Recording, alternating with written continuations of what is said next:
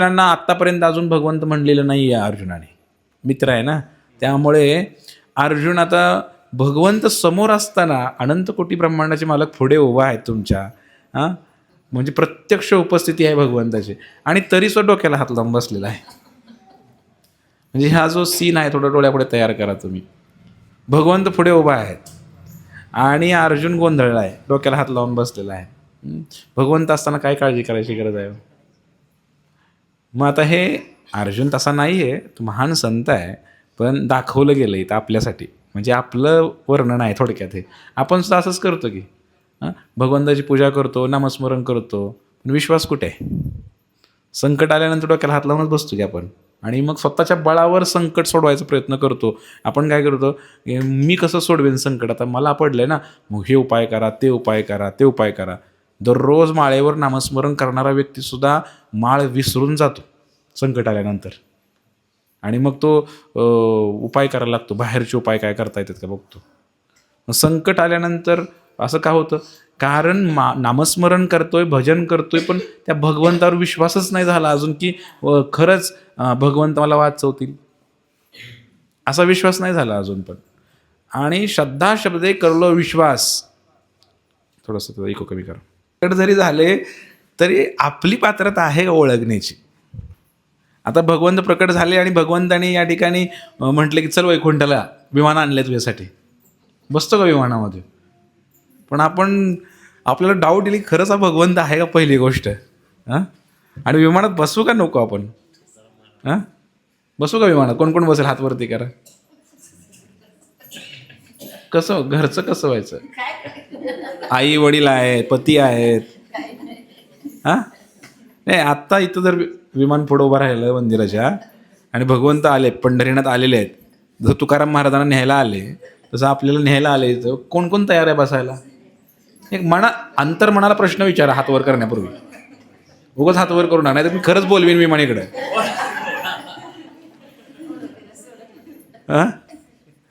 नाही, मला नाही वाटत एखादं तरी बसेल विमानामध्ये. म्हणजे तर आजीचं वय झालंय, आजीला माहिती आता लय राहिले नाही, चांगलं एक विमान आलं तर, म्हणून आजी वय म्हणतात.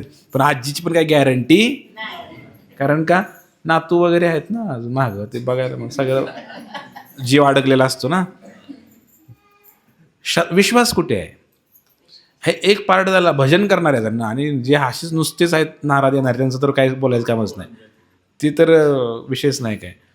भजन करणाऱ्याची अशी अवस्था आहे, सत्संग करणाऱ्याची अशी अवस्था आहे, संकट आल्यानंतर देवाचं नाव तोंडात येणं किंवा ते माळ हातात घेणं होत नाही. मी बऱ्याच जणांना बघितलेलं आहे.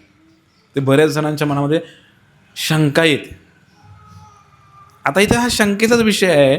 भगवंत पुढे उभा आहेत, तरीसुद्धा अर्जुन गोंधळून गेलेला आहे, डोक्याला हात लावून उभा बसलेला आहे. अरे बापरे, आणि प्रश्न विचारतोय, असं का माताजी बोलू नका. तर मध्ये मध्ये तो प्रश्न विचारणार आहे आता, असंच का, तसंच का, तसंच का. म्हणजे असं होऊ शकतं आपल्या जीवनामध्ये, भगवंत आले तरीसुद्धा होऊ शकतं. आणि जे दुर्बुद्धी लोक आहेत, दुर्योधनासारखे, विश्वरूप दाखवलं भगवंतानी त्या दुर्योधनाला, तरी त्याला भगवंत हे कळालं नाही, तो वेगळा प्रकार. आणि इथं अर्जुनाला श्रीकृष्ण हे भगवंत आहेत, हे सगळं काही नीट करू शकतो. राखे कृष्ण मारे के, मारे कृष्ण राखे के, बंगालीमध्ये म्हटले, कृष्ण तारी त्याला कोण मारी, आणि कृष्ण मारी त्याला कोण तारी. कृष्णाने ठरवलंय तुम्हाला मारायचंच आहे, तर कोण वाचवू शकतं या जगात? हाय हिंमत कोणामध्ये? भगवंताने ठरवलं तुम्हाला मारायचं, पण जर भगवंताने ठरवलं की तुम्हाला जिवंत ठेवायचं आहे, मग भगवंताने काय केलं? त्यांच्या गुरुचा मुलगा मारला होता, त्याला जिवंत करून भगवंताने आणलं, श्रीकृष्णाने आणलं, आणि गुरूंना भेट म्हणून दिलं. म्हणजे विचार करा ना, की भगवंत एखाद्याला जिवंत करू शकतात आणि एखाद्याला जिवंत त्याला मारू पण शकतात. हे कुणाच्या हातामध्ये? भगवंताने ठरवलं तर होऊ शकतंय मंडळीनो. मग असे भगवंत कुठे उभा आहेत? समोरच उभा आहेत, तरी सुद्धा रडायचं म्हणलं तर कसं होईल? म्हणून आईच्या पदराखाली मूल जेव्हा असतं तेव्हा ते फार म्हणजे त्याला वाटतं की जगातलं सगळ्यात मोठी सावली किंवा शेल्टर हे आहे आईच्या पदराखाली. त्याला फार सुखी वाटतं, तो बिनधास्त राहतो. तसं एका भक्ताने भगवंताचा आश्रय घेतल्यानंतर बिनधास्त राहायला पाहिजे. कृष्ण भक्त बिनधास्त, मायादास सदा उदास असं म्हणलेलं आहे की भगवंताच्या भक्ताने बिनधास्त राहायला पाहिजे. बिनधास्त इतकं की काही होऊ शकतं. भौतिक संसार आहे ना, या जगामध्ये काही पण होऊ शकतं. इकडची दुनिया इकडं होऊ शकते, पण भगवंताच्या भक्ताने घाबरायची गरज नाही. जर तुम्ही भजन करत असाल तर तुम्हाला ही नक्की शक्ती भेटायला पाहिजे. पण मी बऱ्याच वेळेला पाहिलं, गळ्यामध्ये माळ आहे, कपाळाला गंध आहे, तरीसुद्धा छोट्या छोट्या गोष्टीमुळं लोक डिस्टर्ब होतात आणि वैतागतात सुद्धा. कशामुळं होते? कारण तुमच्या भजनामध्ये ताकद नाही आणि अजून विश्वास झाला नाही की श्रीकृष्ण भगवंत आहेत म्हणून. भगवंताने ठरवलं तर काही पण होऊ शकतंय ना. हा जो आंतरिक विश्वास आहे, हा साधकाच्या जीवनामध्ये साधना करून करून करून भजन करून करून हा येतोच विश्वास. तुकाराम महाराजांच्या जीवनामध्ये अशी घटना घडते की तुकाराम महाराज ज्वारी आहे, हुरड्याला आलेली आहे आणि मग त्याच्यामध्ये ते एका माणसाने सांगितलं, म्हणले मी 1-1.5 महिने व्यापार करायला चाललो आहे, ज्वारी हुरड्याला येईल आता. मचान बांधून दिलं, यावर बस म्हणले पाखरं राखत. म्हणजे तुकाराम महाराज बसले पाखरं राखायला. पाखरं राखायला बसले, पण त्या ठिकाणी तुकाराम महाराजांच्या हृदयामध्ये इतकी करुणा आहे की तुकाराम महाराजने असा विचार केला की ही पाखरं येतात आणि या गोफणीला घाबरतात. मग ते कसं चांगलं वाटलं नाही त्यांना. पण त्यांनी काय केलं, त्या पाखरांना हाणायचं लांब राहिलं. त्या पाखरांना अशी सोय केली की ते दगडं बिगडं मारायचं बंद केलं सगळं त्यांनी. आणि ती पाखरं येऊन बसायची त्याच्यावरती मग दगड नाही मारल्यानंतर. आणि मग त्यांच्या पाण्याची पण सोय केली. म्हणले ज्वारीचे दाणे इथं खाताय, म्हणले पाणी प्यायला म्हणले आता लांब जावं लागतंय. 2 ज्वारीची ताटं बांधली, त्याला एक बारकं मडकं लावलं खालना आणि पाखरं तिथंच खायचे आणि तिथंच पाणी प्यायचे. काय झालं, मला धान्य कसं होईल? 1.5 महिन्यानं हा माणूस आला ज्वारी काढण्यासाठी, मालक आला, बघतो तर त्या रानामध्ये काय आहे, एकाही कणसाला दाना नाही. तो लागला वरडायला, 2 मन धान्य मला या शेतातनं दरवर्षी ज्वारी व्हायची, यावर्षी किती होईल याची काही त्यांना कल्पनाच नाही. म्हणले जे काय होईल ते भरून द्यायचं म्हणले तुकोबारायांनी, मला 2 मन धान्य पाहिजे म्हणले. पंचायत बसली, चावडीमध्ये गेले, म्हणजे असं केलेलं आहे. मग त्यावेळेला तुकाराम महाराज म्हटले, भगवंतांकडे प्रार्थना केली. काय झालं तर ते काय 2 खंडी म्हणणं आहे असं मी ऐकलं, 2 खंडी धान्य व्हायचं वर्ष त्या ज्वारीचं, त्या पिकाचं. त्यावेळेला 17 खंडी काहीतरी धान्य झालं. जिथे 2 खंडी धान्य व्हायचे तर 17 खंडी झालं धान्य. मग मात्र ह्याला आनंद झाला.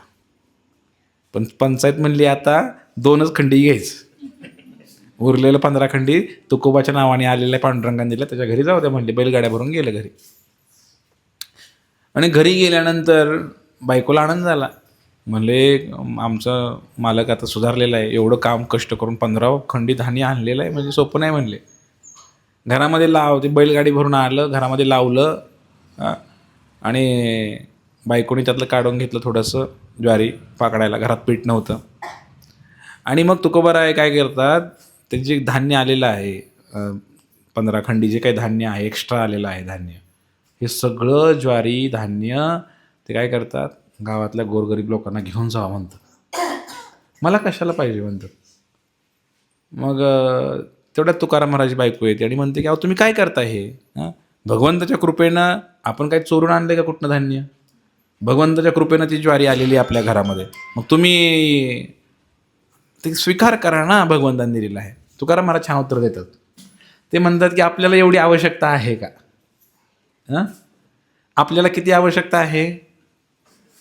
आता 1 शेर तेवढंच ठेव आणि बाकीचं जाऊ दे. मग काय झालं, तुकाराम महाराजांच्या जेवढं धान्य आलेलं ते सगळं देऊन टाकलं त्यांनी. आणि धान्य दिल्यानंतर शेवटी एक भिकारी आला आणि तो म्हणला, अहो महाराज मला उशीर झाला, उशिरा कळलं मला तुम्ही देताय, वाटप चाललं आहे म्हणून. म्हणलं मी आलोय म्हणले. त्यावेळेला तुकाराम महाराज काय करतात, काहीच नसतं घरामध्ये, पण बायकोनी ती शेरभर म्हणलेलं ते शेरभर काढून ठेवलं असतं आणि ते बी पाकडून ठेवलेलं असतं, आता दळायला जायचं आहे. तुकाराम महाराज काय करतात, ते पाकडलेलं जे होतं शेरभर ते बी त्या भिकाऱ्याला देऊन टाकतात. शेवटी काय राहिलं, शून्य. घरात धान्यच राहिलं नाही. 15 खंडी धान्य येऊन सुद्धा घरात एक दाणा राहिला नाही धान्याचा. मग भांडण सुरू होतं तुकोबरायांचं. ही कथा इथंपर्यंत सांगितली मी तुम्हाला. एखाद्यातनं काय शिकतो आपण बघा मंडळीनो, तुकाराम महाराजांचा एवढा विश्वास आहे की भगवंत देणारा आहे, तर मग आपण विनाकारण साचवून का ठेवायचं. संग्रह करणे, अतिप्रयास करणे, उपदेशामृतमध्ये वर्णन आहे की अतिप्रयास करणे हे दुःखाचं कारण आहे, की जास्त संग्रह केला की दुःख निर्माण होतं. म्हणून संग्रह चांगलं नाही. आणि कोणालाच, साधकाला, ब्रह्मचारी असो, संन्यासी असो किंवा गृहस्थ असो, संग्रह चांगला नाही. मग ते मला सांगायचा विषय हा होता की तुकोबरायांना विश्वास झाला होता की भगवंत माझी रक्षा आम्हाला खायला देतील. आणि मग तसंच झालं ना की भगवंत, शेवटी भगवंताने ठरवलं तर भगवंत धान्य किती पण देऊ शकतात. 2 खंडी धान्य व्हायचं, 17 खंडी झालं धान्य. आता तुमची परीक्षा, किती जणांना हा विश्वास आहे. नाही, आपणही भजन करताय आता घरी की तुमच्या, नाही हात खाली करा. तुमच्या शेतामध्ये आता तुम्ही जे काही पीक लावलेलं आहे, म्हणजे थोडंसं मनाला हा प्रश्न विचारा, तुमच्या मनाला प्रश्न विचारा की काय भगवंताची इच्छा असेल तर होतंय, ते होऊन जाईल सगळं, अशी आतून आवाज यायला पाहिजे साधकाच्या. म्हणजे काय झालं, कष्ट तर करायचं आहे, काम तर करायचं आहे, पण त्याचा आसक्त नाही व्हायचं आहे. म्हणजे तो काय करणार, शेतामध्ये जे काही पिकतंय आता आपल्या, तर ठीक आहे, जशी भगवंताची इच्छा, कमी झालं तरी त्याच्या मनात कधीच असं वाटायला आईला ह्या वर्षी जरा नुकसान झालं बरं का प्रभूची. तेवढं नाही आलं हो. म्हणजे आमची अपेक्षा होती 10 लाखाचं डाळिंब होईल, पण ह्यावेळेस जरा असंच झालं बा रोगामुळं. ही जी खंत आहे ना, जर तुमच्या मनात असा विचार येत असेल तर तुम्ही भक्त नाही. तुकाराम महाराजासारखे भक्त नाही, थोडेफार आहे. तर लक्षात आलं तुमच्या. आणि विश्वास हा फार महत्त्वाचा आहे भगवंतांवरती. म्हणून म्हटलं की नामस्मरण केलेलं असेल तरी पण विश्वास, तुम्ही सत्संग करताय, गीता वाचताय, नामस्मरण करताय, कथा कीर्तन ऐकताय, मान्य आहे. पण विश्वास जोपर्यंत संपादन होत नाही की नाही भगवंतांनी, ठीक आहे, आनंद व्हायला पाहिजे, जरी काय 5 लाख जरी आले 10 लाख ठिकाणी, तरी पण ठीक आहे, भगवंताची जशी योजना, असं नुसतं म्हणायचं. ते आतून वाटलं पाहिजे की बाबा नाही, खरंच असं भगवंताची योजना आहे आणि आनंद व्हायला पाहिजे त्याला. पण असं होत नाही, कारण आपलं भजन तेवढ्या क्वालिटीचं भजन आपलं नाही आहे. आणि मग दुसरी गोष्ट, तुकाराम महाराजांना काय भूक लागत नाही का? घरामध्ये एकच शेर शिल्लक राहिलं होतं, ते एक पण शेर कसं काय देऊन टाकलं त्यांनी? कारण त्यांना माहिती आहे काहीतरी होईल आणि आपलं होऊन जाईल, आलंय ना त्याचं आधी बघू.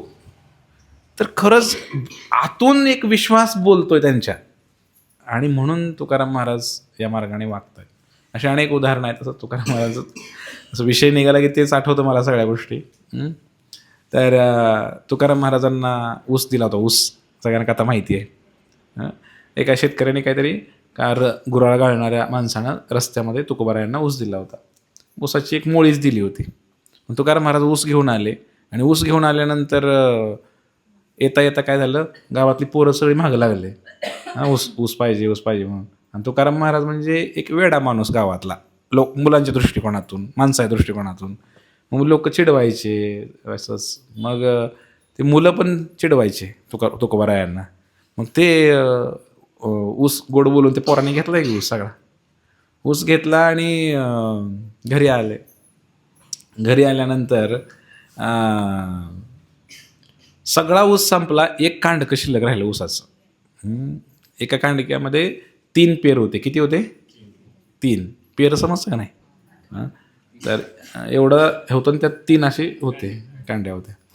मग काय झालं की तुकाराम महाराजांची बायको जी आहे, बायकोनी बघितलं की काय म्हणले ऊस, आणि तिनं बघितलं सगळे पोर ऊस घेऊन गेले ते, आणि मग घरी आल्यानंतर तुकोबारायांची बायको ओरडायला लागते.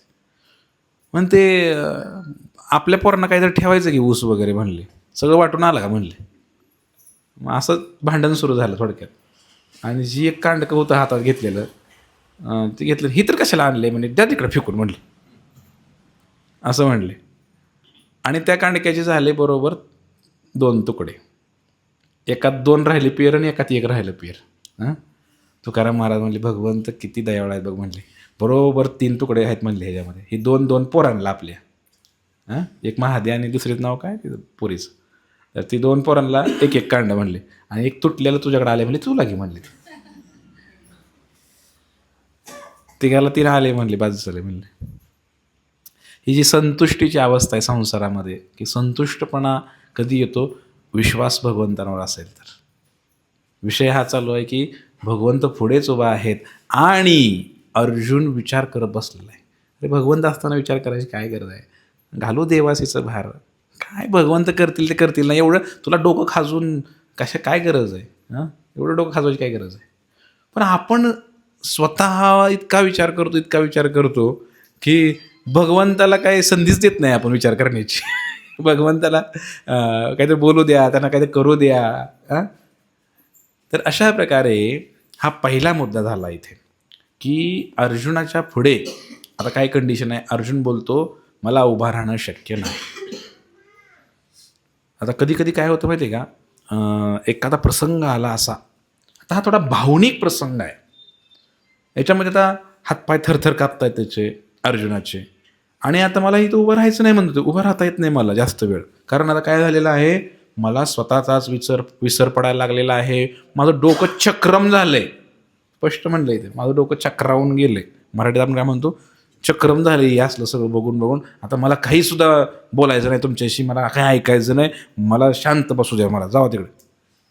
तशी आवाज आली. अर्जुन म्हणते, मला तर वनामध्ये जायचं आहे, मला नाही थांबायचे ते, ही युद्ध कशाला मला ह्यात पाडताय बिनकामाचं, माझं डोकं चक्रम झालं, असं अर्जुनाचं म्हणणं आहे. आणि अर्जुन म्हणतो की मला काहीतरी विपरीत घडण्याचं लक्षण दिसतंय.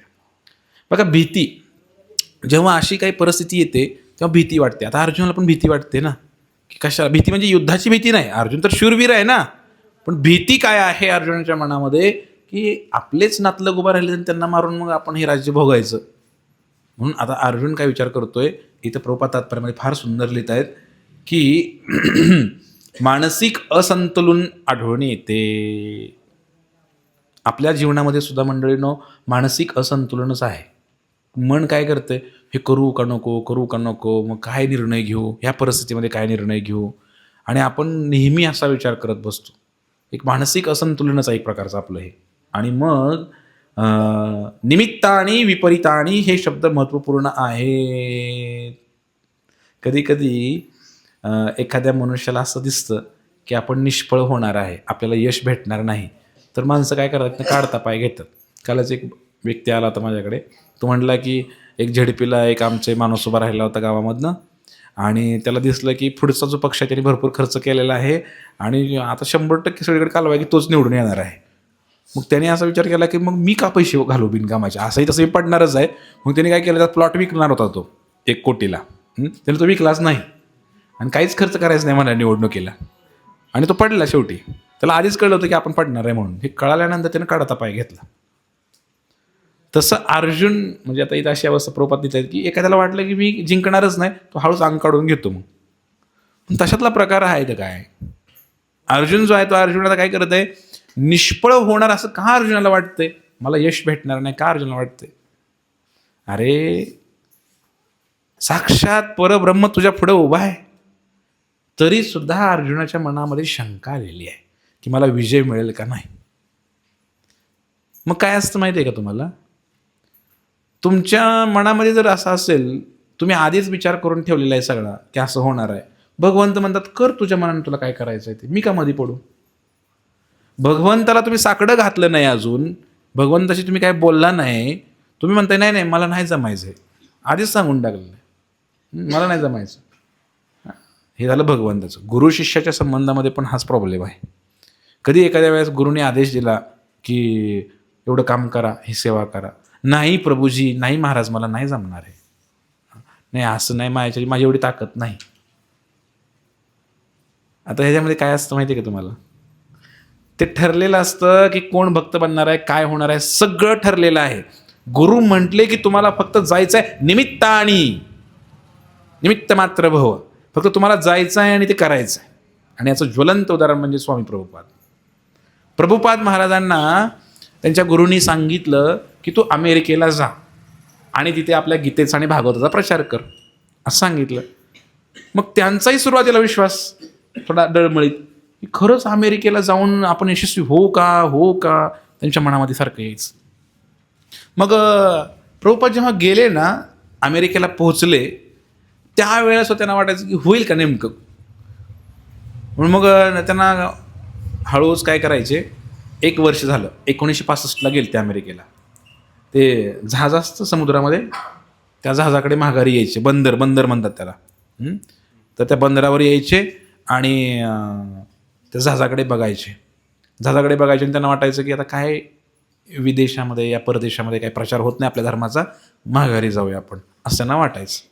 मग काय करायचे, जहाजाकडे यायचे, जवळ यायचे, बघायचे, असं वाटायचं की आता जाऊन बसू त्या जहाजामध्ये. पुन्हा गुरूंनी सांगितलेलं वाक्य आठवायचं की तुला विदेशामध्ये प्रचार करायचा आहे.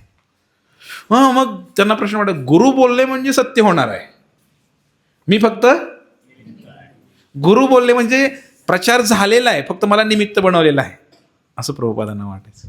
आणि मग पुन्हा माघारी जायचे, असं वर्षभर करायचे. पुन्हा जायचे, तिकडं राहायचे, परत मग 1-2 महिने अजून यायचे, जाऊ का भारतामध्ये, माघारी जाऊ का घरी, असं वाटायचं. पुन्हा आठवायचं की गुरु बोललेले आहेत. आता इथं तर गुरुच्या सगळ्या गुरुचा आद्य गुरु बाप कृष्णम वंदे जगद्गुरु, श्रीकृष्ण उभा आहेत पुढं साक्षात. आणि तरी पण शंका मनामध्ये आहे की माझा विजय होईल का पराजय होईल. आणि आपल्या जीवनामध्ये पण हेच आहे ना, भगवंतांची भक्ती करतो म्हणजे नेमकं काय करतो, भगवंताची भक्ती करतो याचा अर्थ 100% भगवंतांवर अवलंबून, बस, बाकी काही नाही. आणि संतांनी आम्हाला असं शिकवलं, जेवढे संत होऊन गेले या भारतभूमीमध्ये, सर्वांनी हेच शिकवलं की तुम्ही भगवंतांवर अवलंबून राहायला शिका. प्रत्येक गोष्ट भगवंताच्या नावाने करा, तर तुम्ही सुखी व्हाल, आनंदी व्हाल. मी केलं, माझं आहे आणि मी यश मिळवलं, याला काहीच अर्थ नाही. विश्वास पाहिजे की नाही, आणि ते सत्य पण आहे. तुम्ही काय म्हणता, मी केलं, याचा अर्थ ते यश भगवंतानी जर दिलं नसतं तर मग काही आडफाटा आणला असता तर मग कुठनं भेटलं असतं तुला यश. भगवंताने ठरवलं तर तुमचं, समजा तुम्हाला 10 पोती ज्वारी होणार आहे, भगवंताने ठरवलं तर 2च पोती होऊ शकते. मग काय करताल तेव्हा, कुणाला बोलताल? होऊ शकतं की नाही मला तुम्ही सांगा. मग का विश्वास नाहीये? भक्ती मार्ग म्हणजे एकच आहे, हे भजन करण्याचा उद्देश आहे की आम्ही भगवंतांवर अवलंबून राहायला शिकलं पाहिजे, हळूहळू. ठीक आहे, आता तुम्ही सुरुवात 1 माळ जप करताय, ती 2 माळा, 3 माळ, 4 माळ, जसं वाढतंय अध्यात्मामध्ये ह्याला प्रगती म्हणतात. आणि हळूहळू आपण काय करतो, भगवंतांवर अवलंबून राहायला शिकतो. आणि मग हे सारखं तुम्हाला असं 2 हात वर करायला का सांगतो आम्ही, ही प्रॅक्टिस आहे, काय माझं काही नाही, सारखं ते शिकवतोय आपण तुम्हाला की हे भगवंता मी तुझा आहे, माझ्या हातात काय आहे का नाही, मी तुझा आहे. जसं एखादा चोर आहे, चोराला पकडलं, चोराच्या हातामध्ये बंदूक आहे, तलवार आहे, किंवा चोरी केलेलं सामान आहे, जे काय आहे, आणि पोलिसांनी त्याच्यावर त्याला पकडला, काय म्हणतात ते, हँड्सअप म्हणजे हात वर कर. तो काय करतो, चोर सगळं टाकतो आणि 2 हात वरती करतो. याचा अर्थ मी पूर्णपणे शरणागत झालेलो आहे. तुम्हाला कळलं का तुम्हाला? म्हणजे मी आता मला काय करायचं करा, जेलमध्ये टाका, काय करायचं करा. तसं भगवंतांच्या पुढे आल्यानंतर आपण काय करायला पाहिजे की शरणागत व्हायला पाहिजे. हरे कृष्ण कृष्ण कृष्ण हरे हरे, राम राम हरे. हा शरणागतीचा अर्थ आहे. शरणागती हे भक्ती मार्गाची अंतिम अवस्था आहे. तर आत्मनिवेदनम 9 भक्ती आहे. त्याच्यामध्ये श्रवणम कीर्तनम विष्णु स्मरणम पादसेवनम अर्चनम वंदनम दास्यम साख्यम आत्मनिवेदनम. सुरुवात कुठून झाली? भरपूर ऐका भगवंताविषयी. ऐकलं तर लक्षात येईल की कृष्ण अच्छा अच्छा अच्छा गोवर्धन उचलू शकतात का, एवढा मोठा डोंगर उचलू शकतात का, माझं तर संकट एवढं मोठं नाही. 7 दिवस 7 रात्र डाव्या हाताच्या करंगळीच्या नखावरती कृष्ण एवढा मोठा डोंगर उचलू शकतात, मग माझं संकट किंवा माझी समस्या तर काहीच नाही याच्या असा विश्वास कृष्णाप्रती, भगवंताप्रती, हा विश्वासच निर्माण करण्यासाठी आपण एकत्र आलेलो आहे सगळे इथं. हे भजन कीर्तन कायसाठी चाललंय सगळं? एवढं तर रामकथा करायची, पैसे खर्च करायचे, लाखो रुपये, गोकुळाष्टमी साजरी करायची, तीर्थयात्रा करायच्या, हे कशासाठी चाललंय सगळं? कुठंतरी या हृदयामध्ये विश्वास उत्पन्न व्हावा की यस, हे कृष्ण काम करतायत, हे भगवंत काम करतायत, आपण निमित्त आहे, जस्ट करत राहावा करत राहावा, गुरुनी सांगितलं असं करत राहावा, हे भगवंत करून घेत आहेत सगळं. निमित्ता मात्र भव असं एका श्लोकामध्ये आलंय. आणि आजच्या श्लोकामध्ये काय आलंय? निमित्तानी विपरीतानीच. हे मला काहीतरी विपरीत होण्यासारखं वाटतंय. विपरीत समजतं का? काय म्हणायचं? अजून एक शब्द सांगा त्याला. काहीतरी विचित्र काहीतरी घडेल असं वाटतंय, असं अर्जुनाला वाटायला लागलं. म्हणजे आता कृष्ण काय मुद्दाम आलेत का भांडणं लावायला तुमच्या घरात? कालच एका मुलगा माझ्याकडे आलता, तासगावचा होता तो. तर त्याला मग फार वैतागला होता. त्याला आम्ही थोडं मार्गदर्शन केलं आणि मग त्यांना म्हटलं की मग गीता आहे का तुमच्याकडे? नाही, होती म्हणे आमच्याकडे गीता, भगवद्गीता होती म्हणे. होती म्हणजे म्हणलं मग आता काय झाले? नाही, आमच्या आईने ते कुठं तर टाकून दिली का कोणाला दिली म्हणे.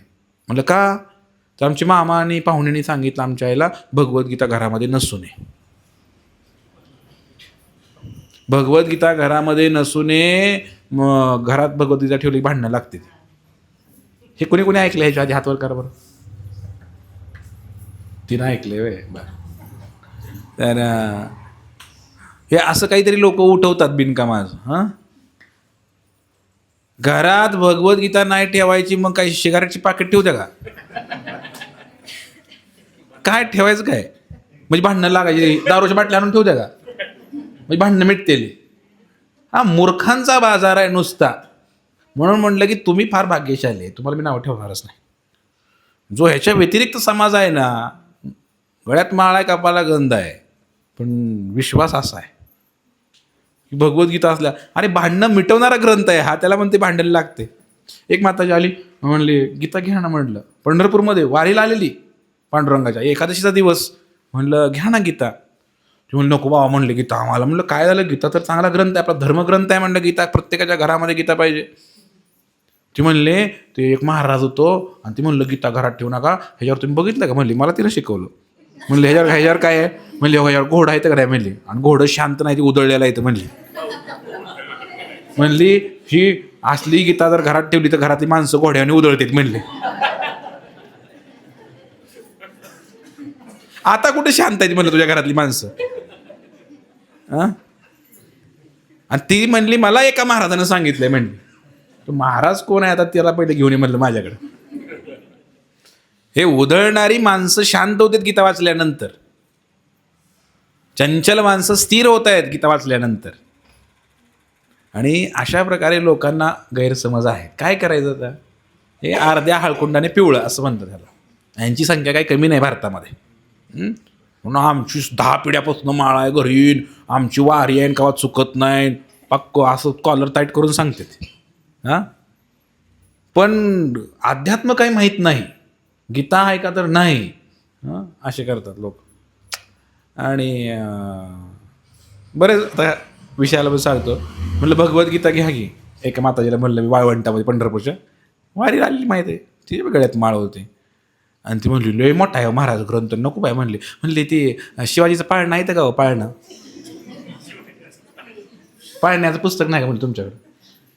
मी म्हणलं जन्मच आपला बेकार आहे म्हणलं, इथं झालं एक तर. म्हणलं अजून पाळणा गावून काय करायचं आहे? म्हणलं गीता वाचा म्हणलं तुम्ही. हां, म्हणली नाही हो एवढं मोठं नको. म्हणले छोटं एक पाळण्याचं वगैरे पुस्तक असतं. काय लोक वारीला आले तीन पाळण्याची पुस्तक घेऊन जाते. म्हणजे धर्माचं काही ज्ञान नको आहे लोकांना. पंढरपूरला आलं की आता गीतेची किंमत तेव्हा किती होती? 60-70 रुपये किंमत होती. मी म्हणलं घ्या.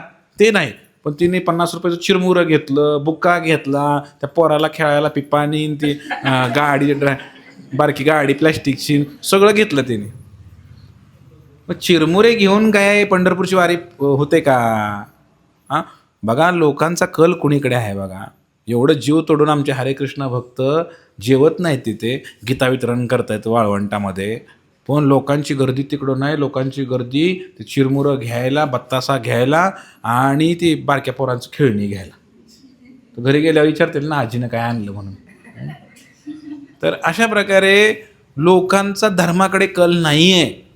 हे अर्जुनाच्या उदाहरणावरून आता सिद्ध होतंय. लोकांना फक्त नावापुरतं वारी करायची आहे, नावापुरता गंध लावायचा आहे, पण वाचायला नको, सुधरायला नको, प्रेम करायला नको, थोडं त्याग करायला नको, कष्ट करायला नको देवासाठी. देव असा पावत नाही. रामकथेला या तुम्हाला समजेल, शबरीचा प्रसंग होईल. 10,000 वर्ष शबरीनं वाट बघितली असं काही रामायणकाराचं म्हणणं आहे भगवंत येण्यासाठी. आणि बसली होती कुठं? महालात, जंगलात, एकटी बसलेली जंगलामध्ये 10,000 वर्ष प्रतीक्षा करावी लागते भगवंत, कष्ट घ्यावं लागते भगवंताला. आपण काय कष्ट करतोय हो? सत्संगाला यायचं म्हणलं तरी ओढून ताणून कसतरी येऊन इथं एक अर्धा एक तास बसायचं, कसतरी वेळ काढतोय आपण. हे काय लई त्या काय का आपला सांगावर? काहीच नाही. त्यात बी 2 वेळा फोन येणार, 4 वेळा उठणार. मग कसं करायचं? कशाचं काय? आपला कुठं त्याग आहे का मला सांगा बरं? आपण काय त्याग करतोय का? नाही. आपले जण नाही होत हे सगळं. भगवंत असा नाही भेटत ना. शबरीचा प्रतीक्षा बघा किती आहे. अनेक लोकांनी, संतांनी किती त्रास घेतलेला आहे भगवंतांना प्राप्त करण्यासाठी. म्हणून भगवंत करतील हा विश्वास हृदयामध्ये जागृत व्हायला पाहिजे, तेव्हा भजन यशस्वी झालं आपलं. पण भगवंत, आता काही लोक, त्यांचा नाही विषय इथं, भगवंत आहे का नाही ह्याच्यावर चर्चा चालू आहे आधी लोकांची, त्यांचा विषय इथे नाही आहे. आणि निमित्तानी विपरीतानीच, आणि प्रत्येकाला स्वतःमध्ये आणि स्वतःच्या कल्याणामध्ये आस्था आहे. हे वाक्य फार महत्वाचं. मंदिरामध्ये गेल्यानंतर श्रीकृष्णांना आनंद होईल, पांडुरंगाला आनंद होईल असं किती त्यांना वाटते? अजून आतमध्ये विचारा प्रश्न हृदयाला तुमच्या. आपण काय करतो? माझा कसा फायदा होईल? येणार आणि देवापुढे डोळे झाकणार. पहिल्यांदा डोळे झाकून का बाबा काय मागणं मागायचं ते मागणार. माझं असं होऊ दे, तसं होऊ दे, मला पेपर सोपा जाऊ दे, आमचं एवढं काम होऊ दे, जे काय असेल प्रत्येक आपल्या हिशोबाने मागतो देवापुढे येऊन. मग देवापुढे येऊन तुम्ही मागणं तर मागितलं देवापुढे येऊन, मग आता भगवंतापुढे येऊन मागणं मागितलं. अरे भगवंताने कुठला ड्रेस घातलाय, भगवंताच्या अंगावर किती किटाण चढले, हां ते बघा जरा. देवाला कपडे आहेत का, देवाला नीट काय मुकुट घातलंय का, देवाला काय रंग निघलाय, ती असं कोणाला नाही देणं घेणं पडलेलं. ती मूर्ती स्थापना झाली, त्याला 10-20 वर्ष झाली, तिकडं देवाच्या अंगावर काय पडतंय काय नाही, त्याचं जाळी लागली, त्याचा काय कोणाला पडलेलं नाही. डोळे झाकून येऊन देवापुढे मागणं मागून जाणार. स्वतःच्या कल्याणाची इच्छा सर्वांना आहे. परमात्म्याचं काय, परमात्म्याला सुख व्हावं, भगवंताला सुख व्हावं असं कोणाला वाटतंय का? म्हणून इथं म्हणलेलं आहे की स्वतःचंच कल्याण सगळे बघतायत मंदिरात आलं तरी सुद्धा. आणि प्रत्येक व्यक्ती स्वतःचं कल्याण व्हावं म्हणूनच मंदिरात जातो. 100% मान्य करा तुम्ही. बरोबर आहे का? भगवंताला सुख व्हावं म्हणून कोण जातंय का? मी दिलेलं फूल भगवंताला आवडलं असेल का? हा विचार मनात येतो का आपल्या? नाही येत. आपल्या मनात विचार होतो की मी फुल अर्पण केलंय, माझं काय तर कल्याण व्हावं. हे पण भक्ती आहे, नाही असं नाही, पण ही शुद्ध भक्ती नाही, प्रेम भक्ती नाही. ही भक्ती सुरुवातीची भक्ती आहे, मिश्र भक्ती आहे, स्वार्थ भक्ती आहे. म्हणून इथं म्हणलेलं आहे की स्वतःच्या कल्याणाची सगळ्याला पडलेलं आहे, देवाचं कुणाला काय पडलेलं आहे. देवाचा आपण वापर करून घेतोय आपण भगवंतांचा, की मला सुखी कर, मला सुखी कर, मला सुखी कर. अशा प्रकारे इथं म्हटलेलं आहे की एखाद्याचा वास्तविक स्वार्थ काय असावा? श्रीकृष्ण हा खरं स्वार्थ असावा. आणि बद्ध जीवाला याचा विसर पडल्यामुळे तो दुःख भोगतो. आणि अर्जुनाला असं वाटतंय की जर हे युद्ध झालं, युद्ध झाल्यानंतर जो काही विजय मिळेल मला, हा सुद्धा माझ्या दुःखालाच कारणीभूत ठरेल. सगळं मन घडीतच. आपण असंच करतो की नावाला भजन करतो, सत्संग करतो, पण विचार सगळे आपलेच की. मला असं वाटतंय.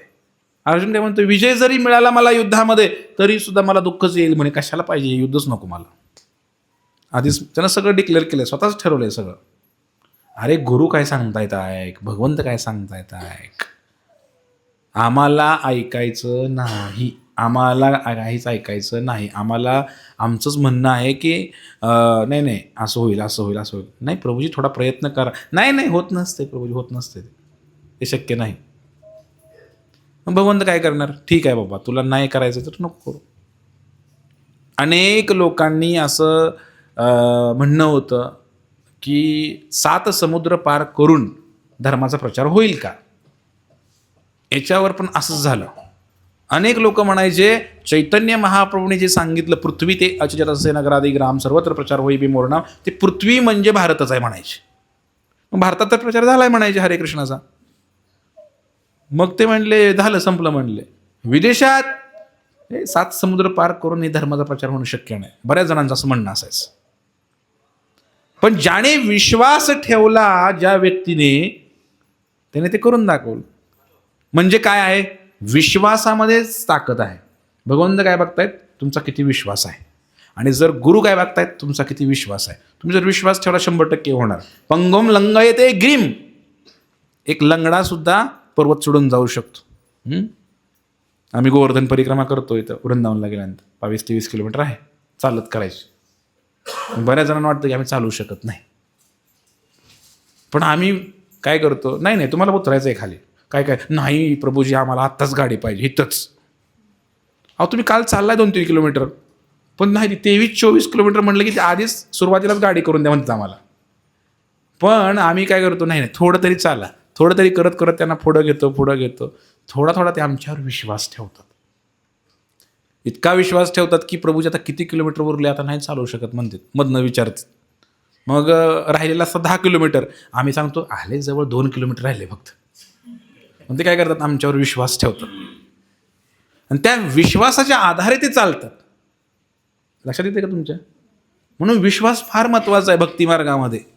नाही तिथं विश्वास ठेवतो आपण. जेव्हा केस कटिंग करायला आपण दुकानामध्ये जातो त्यावेळेला काय होतं, जो केस कापणारा व्यक्ती आहे, दाढी करणारा व्यक्ती आहे, माणसं जाऊन घोरत बसतात तिथे. हां ते दाढी करत आहे, केस कापत आहे माणूस, तो इतकं निवांत. किती वेळ लागतोय, ते ब्लेड आहे इथं दाढी करता करता इथं असं करायला किती वेळ लागतो. हां तिथं विश्वास आहे, 100% विश्वास आहे. हाडा माणसाचा माणूस आहे, तो तुमच्याच भावकीतला आहे किंवा जवळचा आहे, गेम करू शकतो तुमचा. किती वेळ लागतो करायला. जेव्हा महामंडळाची गाडी लागते, एस-टी बस, किती जण लोक जातात, त्या ड्रायव्हरचं लायसन्स चेक करतात, तोंडाचा वास घेतात, दारू प्यालाय का नाही प्यालाय. किती विश्वास आहे तुमचा की 100% तो माणूस चांगला आहे आणि सरकारचा माणूस आहे. कुणी चेक करत नाही त्याला. खिडकीतनं मागणं फोडणं, काचा फोडून बॅगात टाकून आतमध्ये. एवढा विश्वास तुमचा आहे तिकडे बाहेर. पण जेव्हा भक्ती मार्गामध्ये आपण येतो, आमचा विश्वास गायब होतो. हे भगवंत करतील व्यवस्था सगळी, तुम्ही शांत व्हा म्हणलं तर नाही नाही नाही नाही, असं कसं. म्हणून विश्वासाच्या आधारेच तुम्ही जगू शकता. आणि या ठिकाणी असं म्हणलेलं आहे, तर वेळ संपला माझा. विपरीतानी मला काहीतरी विपरीत होण्याचं दिसते असं अर्जुनाचं म्हणणं आहे. काय विपरीत होतं, हा एक मोठा विषय आहे. शकुन आणि अपशकुन. शकुन म्हणजे काय, अपशकुन म्हणजे काय. भक्तांनी यावर विश्वास ठेवायला पाहिजे का. विपरीत घडणं, बरेच जण म्हणतात की अंधश्रद्धा आहे. बरेच आपण काय म्हणतो, मांजर आडवं गेलं तर अपशकुन झाला. अजून काय अडवतात तो, अपशकुन सांगा की तुमच्याकडे काय काय आहेत अपशकुन. तुम्हाला काय अडवतात नाही का. कुत्रा, डुक्कर, अजून काय, मांजर झाले की तेवढंच आहे. बरं छान. तर अपशकुन आहेत. उदाहरणार्थ एखाद्या कामाला आपण घरातून बाहेर पडलो तर एखादं मांजर जर आडवं गेलं तर आपण म्हणतो की अरे अपशकुन झालं. हे खरं आहे की खोटं आहे? खोटं आहे. तर कसं समजून घ्यायला पाहिजे मी सांगतो. शास्त्र काय बोलतंय, शास्त्रामध्ये काय वर्णन आहे? तर शास्त्रामध्ये याचं लिहिलेलं आहे की मांजर जर आडवं जात असेल तर समजायला पाहिजे की हे अपशकुन आहे, की ते कार्याला जे तुम्ही चाललेलं आहे ते अपशकुन आहे. जर मुंगूस आडवं गेलं तर शकुन आहे. आणि एखाद्या डोक्यावर घागर घेऊन पाण्याची एखादी स्त्री तुम्हाला आडवी गेली रस्त्यानं कामाला जाताना, तर समजायचं की शकुन आहे. एखादी गाई तुम्हाला दिसली जाताना तर शकुन आहे, चांगला शकुन आहे. तर अशा प्रकारे शकुन आणि अपशकुन याची चर्चा शास्त्रामध्ये केलेली आहे, नाही असं नाही. पण ते कोणत्या आशयाने समजून घ्यायचं हे आपण लक्षात घेतलं पाहिजे. तर बऱ्याच वेळेला मग आपण म्हणतो की आम्ही तर भक्त आहे, आता आम्हाला पाळण्याची गरज आहे का? तर हे जे शकुन अपशकुन नक्कीच खरे असतात. तर या जगामध्ये कोणतीही घटना विनाकारण घडत नाही, लक्षात घ्या. ही सगळी भगवंताची. झाडाचं पान सुद्धा हलू शकत नाही भगवंताच्या इच्छेशिवाय, बरोबर आहे का? भगवंताने ठरवलंय म्हणून ते पान हलतंय, तो वारा सोडलाय. मग मांजर काय उगाच आडवं जातंय का? ही भगवंताची योजना आहे. तर शकुन अपशकुन जे असतात तर हे कशासाठी असतात की आपल्याला सावध करण्यासाठी. तर सावध कशा करण्यासाठी? जसं की त्याचा मी अनुभव घेतलेला आहे, याला अंधश्रद्धेच्या नावाखाली टाकू नका. तर जसं की एखाद्याला मांजर आडवं जातं, याचा अर्थ ते मांजर नावाचा प्राणी चुकीचा आहे असा नाही, किंवा मांजर बेकार असते असा नाही. त्याच्या पण हृदयामध्ये आत्मा आहे. मांजर कशी वाईट होऊ शकते? पण ही एक विधी दिलेला आहे भगवंताने. हे विधान लिहिलेलं आहे की असं झालं तर असं होईल, असं झालं तर असं होईल. तर जेव्हा एखादी वस्तू असे मांजर वगैरे आडवं गेलं आपल्याला, तर समजून घ्यायला पाहिजे की आपण ज्या कार्यासाठी चाललेलं आहे तर ते कार्य थोडंसं त्यामध्ये काहीतरी व्यत्यय येऊ शकतो कार्यामध्ये. तर आपण काय करूया की थोडंसं भगवंतानी आपल्याला काय दिलं आहे? सिग्नल दिला आहे, रेड सिग्नल दिलेला आहे. थांबा, थोडं थांबा. अंधश्रद्धेचा काय विषय याच्यामध्ये? ही योजना आहे भगवंताची की भगवंत म्हणतात की थोडं थांबा.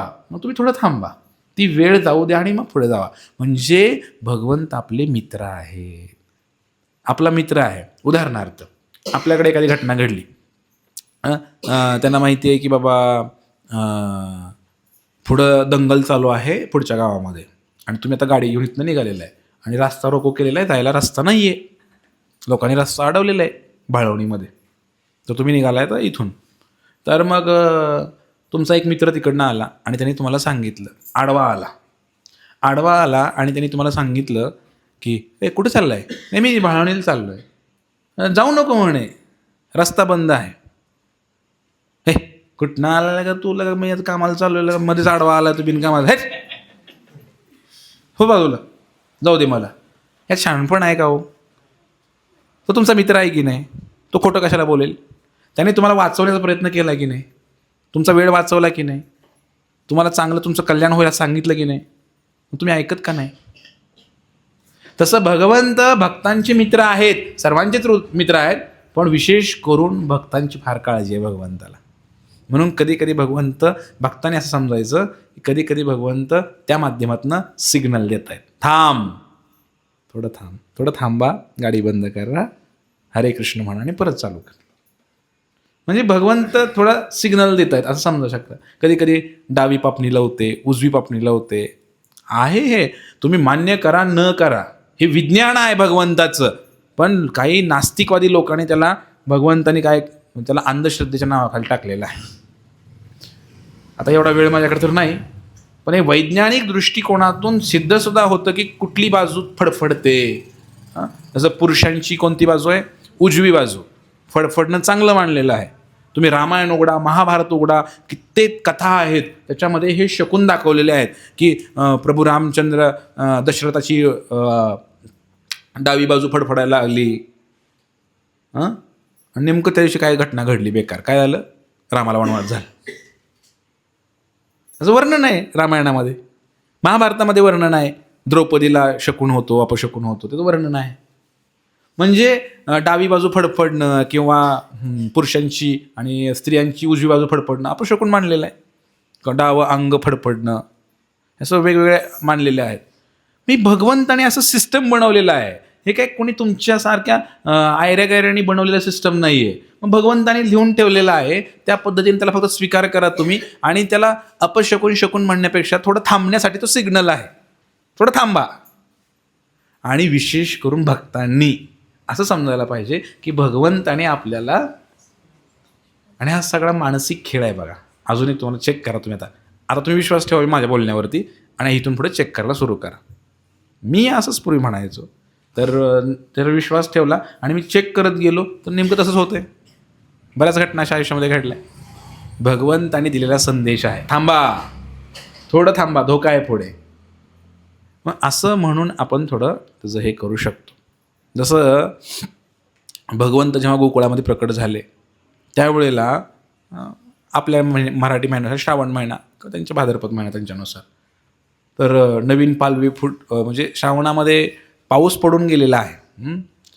मग जे वातावरण होतं चांगलंच होतं, पण जेव्हा भगवंत प्रकट झाले तर सगळ्यांना आनंद झाला.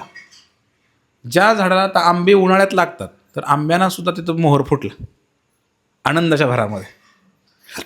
म्हणजे शकून, शुभ शकून. आणि आता दुर्योधन जन्माला आला. दुर्योधन ज्यावेळेला जन्माला आला त्यावेळेला अपशकून दाखवत होतं. काळे कुट्ट ढग जमा झाले आकाशामध्ये आणि हजारो गाढवं ओरडतात ना, कसं ओरडतात गाढवं मला नाही जमत एवढं, पण हजारो गाढवं ओरडायला लागल्यानंतर किती बेकार वाटेल तसा आवाज येत होता दुर्योधन जन्माला आल्यानंतर. आणि अनेक अपशकून घडले. आणि मग त्यावेळेला विदुरांनी सांगितलं की हा अपशकून आहे म्हणून. विदुर म्हणजे महान व्यक्ती आहे. विदुर नीती प्रसिद्ध आहे. आणि विदुर सांगतायत की अपशकून आहे, तुम्ही काय करा, हा मुलगा तुमच्या कुळाचा नाश करेल, ह्याला मारून टाका आताच, नाहीतर हा सगळ्या कुळाचा तुम्हाला सुद्धा पाणी पाजणार नाही, तुम्हालाच ह्याला पाणी पाजावं लागेल, अशी वेळ येईल म्हटली. पण ऐकलं नाही त्याने. अपशकून होता की नाही सांगा बरं. मग ते संतांनी सांगितलं की नाही हा अपशकून आहे म्हणून. तर अशा प्रकारे शकून अपशकून हे आहे, नाही असं नाही. भक्तांनी कसं घ्यायला पाहिजे की भगवंताने आमच्यासाठी हे पाठवलेलं आहे थांबण्यासाठी थोडंसं, तर थांबूया आणि त्या पद्धतीनं आपण जाऊया. आणि मग आपण भजन करू शकतो, भगवंताचं स्मरण करू शकतो की बाबा हे काय अभद्र होणार आहे, तर अभद्र होऊ नये म्हणून आपण भगवंताचं भजन करू शकतो. तर अशा प्रकारे अर्जुनाच्या बाबतीमध्ये सुद्धा अर्जुनाचा हातपाय थरथर कापतेत किंवा आता सगळं घाम सुटलेला आहे, धनुष्यबाण खाली पडलेलं आहे आणि आता हे सगळं घाबरलेलं आहे आणि त्याला असं वाटतंय की काहीतरी विपरीत घडेल. अर्जुनाला असं वाटतंय, पण ॲक्च्युली तसं नव्हतं ते. याच्या स्वतःच्या दौर्बल्यामुळं अर्जुनाला स्वतःला भीती वाटत होती. कशामुळे वाटत होती सांगा बरं? मागच्या वेळेस सांगितलं मी, लढायला येत नव्हतं म्हणून नाही. आपली माणसं आहेत ना, प्रेम, आसक्ती, तिचं माया ममता जी आहे माणसाबरोबरची, त्याच्यामुळं तो भिलाय खरं तर. आणि म्हणतोय विपरीत काय तर घडलं. असं विपरीत कशाला घडतंय? भगवंत स्वतः शुभ आहेत. जिथे श्रीकृष्ण आहे तिथं अशुभ घडू शकत नाही. जिथे गीता आहे, भागवत आहे ज्या घरामध्ये, तिथं अभद्र होऊ शकत नाही. हे जर तुला माहित आहे, तू कसला भक्त आहे रे? मग 100% गॅरंटी पाहिजे. ज्या घरामध्ये गीता आहे, भागवत आहे, तिथे अभद्र होत नाही. ही भक्तांना सुद्धा गॅरंटी पाहिजे थोडीशी. आणि तो तर सगळ्याचा बाप उभा राहिला तुझ्या पुढे आणि तुला वाटतं की काहीतरी विपरीत घडेल. कसं बोलतो तुम्ही? म्हणजे भगवंत आहे याचा विश्वासच नाही तुझा. श्रीकृष्ण स्वतः काय आहेत? शुभ आहेत, कल्याणकारी आहेत. जिथं कृष्ण आहे तिथं कधीच वाईट घडत नाही, हे लक्षात घ्या. जिथे भगवंत आहे तिथे कधीच वाईट घडत नाही. ज्याच्या जीवनामध्ये भगवंताला स्थान आहे तिकडे अभद्र नावाचा शब्दच नाही, सगळं भद्रच आहे. म्हणून भगवंताला आपल्या जीवनामध्ये स्थान द्या.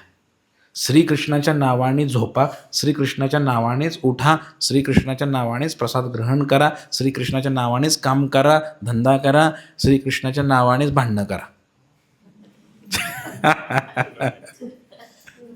जे काय होईल ते कृष्णासाठीच करायचं आहे आपल्याला. समजलं का तुम्हाला? आणि त्यामुळे आपण भगवंतांना स्मरण नेहमी केलं पाहिजे आणि भगवंताला आपल्या आयुष्यामध्ये स्थान द्यायला पाहिजे. हे या श्लोकावरनं क्लिअर होतं. तसं मला पुढचंही घ्यायचं होतं, थोडंसं घेतलंय मी, पण कल्याण कशामध्ये आहे मला कळत नाही. कृष्ण त्यापासून प्राप्त होणारं विजय सुख आणि राज्य याची इच्छा देखील मी करू शकत नाही. खरंच कळत नाही आपल्याला. तुमच्यासाठी योग्य काय आहे तुम्हाला काय माहिती आहे? तुम्हाला काय माहिती आहे सांगा बरं. एक लहान मुलं आहे, हां, लहान मुलं, प्रभुपाद महाराजांचा एक छोटासा मुलगा होता आणि पूर्वी असे फॅन नव्हते, टेबल फॅन असायचे. तर तो छोटासा मुलगा होता. तो मुलगा काय करायचा, मुलं काही शांत बसत नाहीत, सारखं वळवळ करतात.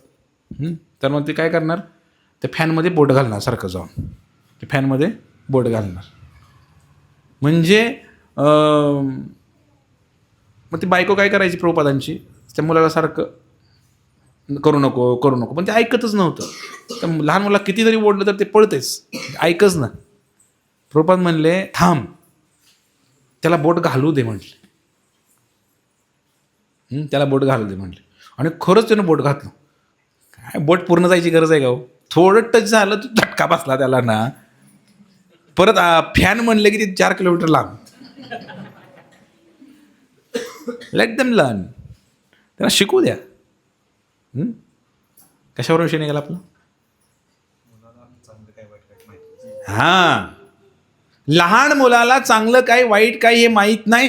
ते आई वडिलांनी समजावून सांगायचं असतं आणि मुलांनी ऐकायचं असतं. हट्ट करायचं नाही की बाबा मला ते पाहिजे. अरे ते कापू शकते, ब्लेड आहे, नाही मला पाहिजेच. लक्षात आलं का तुमच्या? तसंच भगवंतांना माहिती आहे तुमच्यासाठी काय चांगलं आहे. तुम्ही मस्त म्हणताय मला सुंदर बायको द्या, सुंदर बायको द्या, सुंदर बायको द्या, मी तुमचे 21 सोमवार काय करतो, मी हे करतो ते करतो. मग भगवंत म्हणणार, भोलेनाथ म्हणणार, ही धर तुला सुंदर बायको. बरेच लोक मंदिरामध्ये येतात, तरुण लोक आमच्या, ते लग्न जमत नाही म्हणून मुली येतात, मुलं येतात. हां, त्यांना वाटते राधाकृष्ण आहेत म्हणजे आपलं बी इथं जमल किंवा मंदिरातच जमल काहीतरी. हां, असं केलं अशा हिशोबाने मुलं मुली आमच्या मंदिरामध्ये येत असतात. हां, मग भगवंताला प्रार्थना सुद्धा करतात आमचं जमू द्या म्हणून. तो मला फार आवडतं किंवा ती मला फार आवडते, असं काही चालू असतं त्यांचं. हां ठीक आहे, तुमचा विचार ठीक आहे हो, पण खरंच ती व्यक्ती तुमच्यासाठी योग्य आहे का हे कोणाला माहिती आहे? श्रीकृष्णांना माहिती आहे की तुमच्यासाठी ती पती म्हणून योग्य आहे का, पत्नी म्हणून योग्य आहे का. म्हणून घालू देवासीचं भार.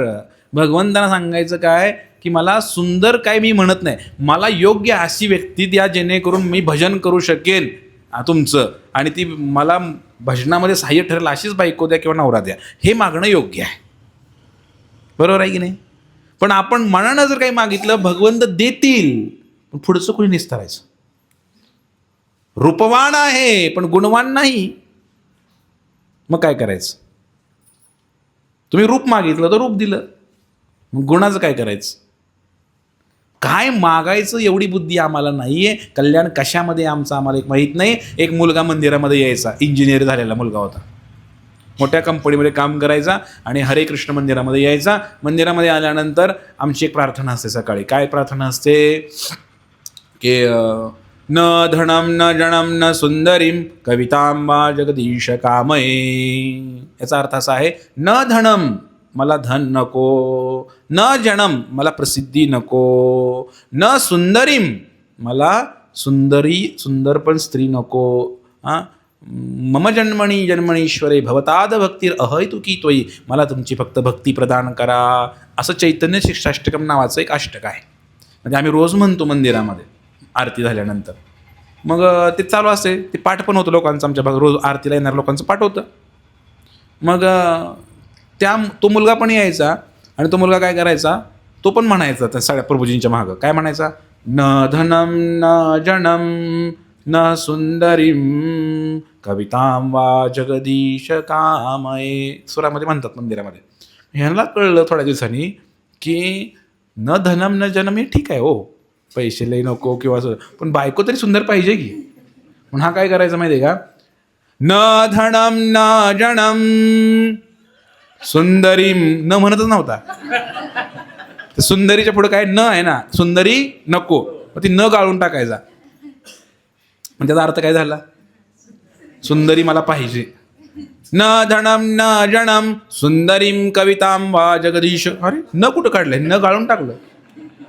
न गाळून टाकलं म्हणजे ह्याला सुंदरी पाहिजे, असा याचा अर्थ झाला त्या वाक्याचा. आणि होता त्याला, इंजिनियर होता ऑलरेडी, त्याकडे पगार वगैरे चांगला होता आणि लवकरच त्याचं लग्न जमलं आणि खरंच त्याला एक सुंदर बायको भेटली. सुंदर बायको भेटल्यानंतर तो व्यक्ती फार खुश झाला. आईला म्हणलं, हरे कृष्ण काम करते हा भारीच आहे म्हणले. त्याला विश्वास झाला पक्का की हरे कृष्णात गेल्यावर काम होत.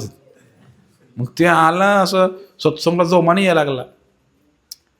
पण नंतर 1-2-3 महिने लग्न झालं, थोडे दिवस आला, परत यायचा मंदिरामध्ये बंद झाला तो.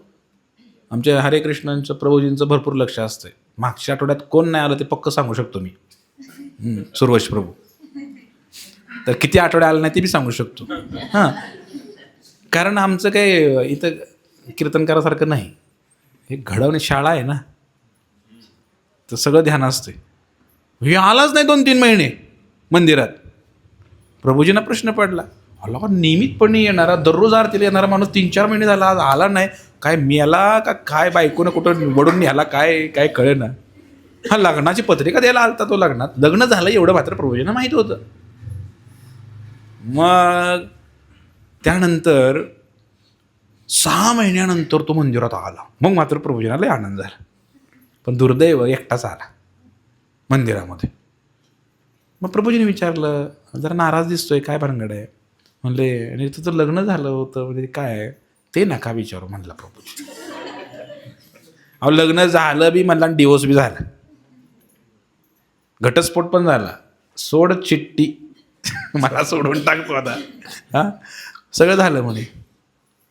प्रभूजी म्हणले, काही नाही, होत असतं जीवनामध्ये, उतार चढाव असतात म्हणले, असू दे म्हणले, आता भजन करा म्हणले. पुन्हा तो भजनाला लागला, परत रोज आरतीला लागला दुसऱ्या दिवशीपासून. मग आता मात्र तो व्यवस्थित म्हणायला लागला, न धनम न जनम न सुंदरीम. आता सुंदरी नको मला, सुंदरीला डोकं खाल्लं. त्यामुळं तो वरडून म्हणायचा, तेवढं वाक्य वरडून म्हणायचा, न धनम न जनम न सुंदरीम. सांगण्याचा उद्देश काय, कशावरून सांगितलं आपण, हे स्वतःचं कल्याण कशामध्ये आहे हे आपल्याला कळत तोंड बंद ठेवायचं, जे गुरु सांगतात ते ऐकायचं, स्वतःचं म्हणणं मांडायचं नाही. मला असं वाटतं, according to my opinion, I think so, असलं काय काय मला वाटतं. डार्विन पण म्हणलं ना, म्हणलं आपण माकडापासून आलेलो आहे, मला असं वाटतंय. तुझ्या वाटण्याला काय, पाठीभर शेण पडले, खा देत, तुला वाटून काय करायचं आहे. भगवंताला म्हणून प्रभुपाद नेहमी म्हणायचे, लेट श्रीकृष्ण स्पीक. श्रीकृष्णाला बोलू दे की जरा, तुमचं थोबाड बंद ठेवा जरा. मला असं वाटतंय, मला असं वाटतंय. बऱ्याच कीर्तनकारांना, प्रवचनकारांना स्वतःच सांगतात, मला असं वाटतंय ना, असं झालं पाहिजे, तसं झालं पाहिजे. अरे श्रीकृष्णाला काय वाटतंय त्यात लिहिलंय तेवढं सांगू द्या, कृष्णाला बोलू द्या, तुमचं तोंड जरा बंद ठेवा की. बरेच जण काय करतात, मनाला वाटेल तसं कथा कादंबऱ्या लिहायच्या, छावा हे ते, कर्णाला हिरो करायचा, कृष्णाला झिरो करायचा. तुम्ही जरा शांत बसा ना थोडंसं. भगवंताला बोलू द्या, बिचार बोलण्यासाठी अवतार धारण केलंय. आणि म्हणून आपलं कल्याण कशामध्ये आहे हे बालकाला माहीत, आई वडिलाला माहीत असतं की मुलाचं कल्याण कशात आहे. आणि आपले आई वडील कोण आहेत, विठ्ठल रखुमाई, राधा कृष्ण, सीताराम. त्यांना माहिती आहे आपल्याला काय पाहिजे. म्हणून होईल ते सहज पहा, उगेची राहा. म्हणजे फक्त बघत बसा, भगवंत देतील तेवढं स्वीकार करा आणि त्याला आपण भगवंताची योजना म्हणून समजून घ्या आणि पुढं जावा. उगच आडवं लावू नका आणि मनामध्ये शंका आणू नका. आणि श्रीकृष्ण जिथं आहे तिथं कुठलंही विपरीत होऊ शकत नाही, हे 100% आहे. कोणताही अपशकून होऊ शकत नाही, हे 100% आहे. आणि असा विश्वास आपल्या मनामध्ये जागृत झाला पाहिजे, तरच आपलं हे भजन सक्सेस झालं, यशस्वी झालं असं आपण म्हणू शकतो. हरे कृष्ण.